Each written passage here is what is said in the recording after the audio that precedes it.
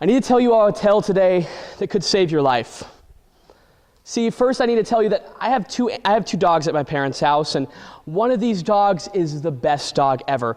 It is so cute. His name is Harley, and I love him. I get to pick up his face and just look at the chocolate cheeks, and I just want to kiss him. And the thing that I love most about Harley is he is so stupid.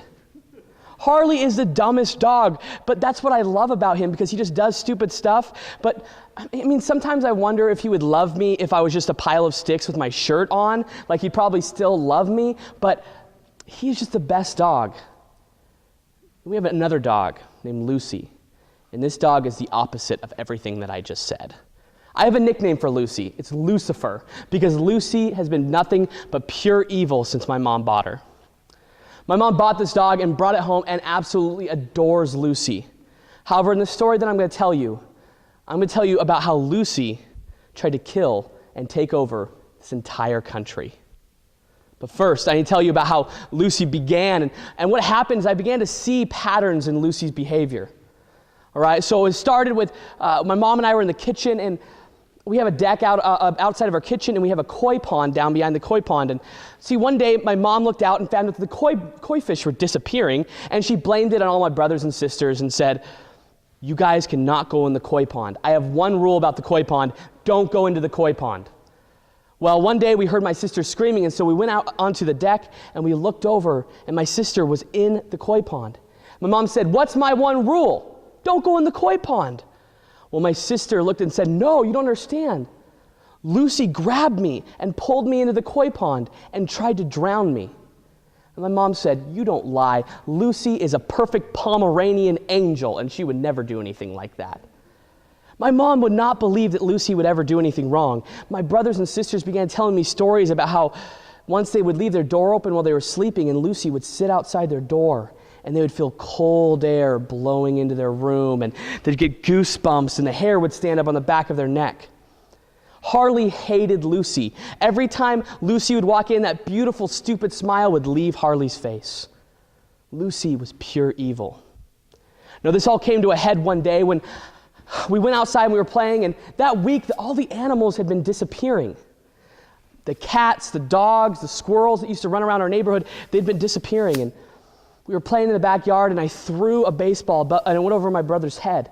And he walked back, and we have a forest behind where we live, and he peered through the trees, and he looked, and all of a sudden he screamed, "Ben, come here!" And I walked over there, and I looked down, and there were 15 carcasses of dogs and cats and squirrels and rabbits. And then I looked down into the mud, and I see 4 paw prints of a Pomeranian. And I go to my mom and I say, "Mom, look what is happening. Look what took place. Look what Lucy did." And Mom's like, "Lucy would never do anything like that. Lucy is perfect."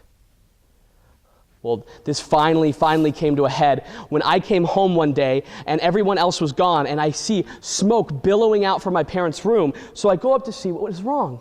And I open the door, and Lucy is levitating above my parents' bed and chanting in what I think is Russian.